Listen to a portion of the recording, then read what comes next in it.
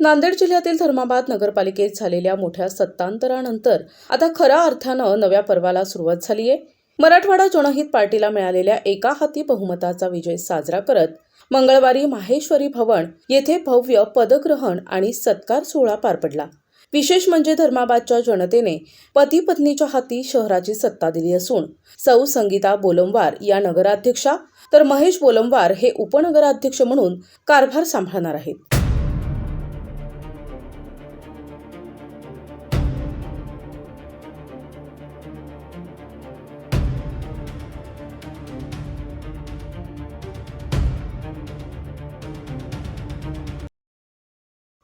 धर्माबाद नगरपालिकेत लोकाभिमुख सत्ता आणण्याच्या निर्धाराने मराठवाडा जनहित पार्टीनं या निवडणुकीत यश मिळवलंय.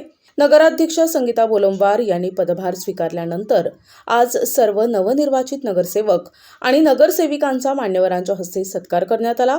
या कार्यक्रमाला बिलोलीचे नगराध्यक्ष संतोष कुलकर्णी, माजी नगराध्यक्ष विश्वनाथराव पाटील बननाळीकर यांच्यासह अनेक दिग्गज नेते उपस्थित होते. या प्रसंगी बोलताना उपनगराध्यक्ष महेश बोलमवार यांनी शहराच्या विकासासाठी अनेक महत्त्वाच्या घोषणा केल्या आहेत. शहराचा 5 वर्षांचा विकास आराखडा तयार असून आम्ही धर्माबादला स्वच्छ आणि सुंदर बनवू अशी ग्वाही त्यांनी दिली. माझ्यावर दाखविलेला विश्वास सार्थ ठरवण्याचा प्रामाणिक प्रयत्न करणार असून महिला बचत गटांना लघु उद्योगासाठी राष्ट्रीयकृत बँकेमार्फत कर्ज उपलब्ध करून देण्यासाठी प्रयत्न करणार. शहरात सुशोभीकरण, स्वच्छता, मूलभूत सुविधा उपलब्ध करून देणार. शहरातील तलावाचे सुशोभीकरण करणार.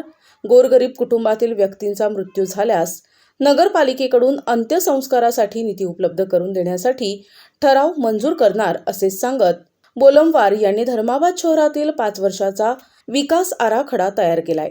नागरिकांनी टप्प्याटप्प्याने सर्व कामे पूर्ण करणार. नागरिकांना अधिक चांगल्या सुविधा उपलब्ध करून देण्यासाठी मी कटिबद्ध राहील.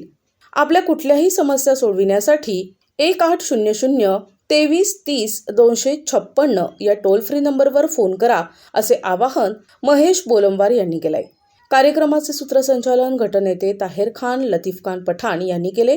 यावेळी उपस्थित नागरिकांनी आणि कार्यकर्त्यांनी बोलमवार दाम्पत्याचे जंगी स्वागत केले. जनतेने दाखवलेला विश्वास सार्थ ठरेल असा विश्वास नगराध्यक्षा संगीता बोलमवार यांनी व्यक्त केलाय. आता या नव्या सत्तेच्या माध्यमातून धर्माबाद शहराचे चित्र किती बदलते याकडे सर्वांचे लक्ष लागले आहे. प्रतिनिधी माधव हणमंते, NTV न्यूज मराठी, धर्माबाद, नांदेड.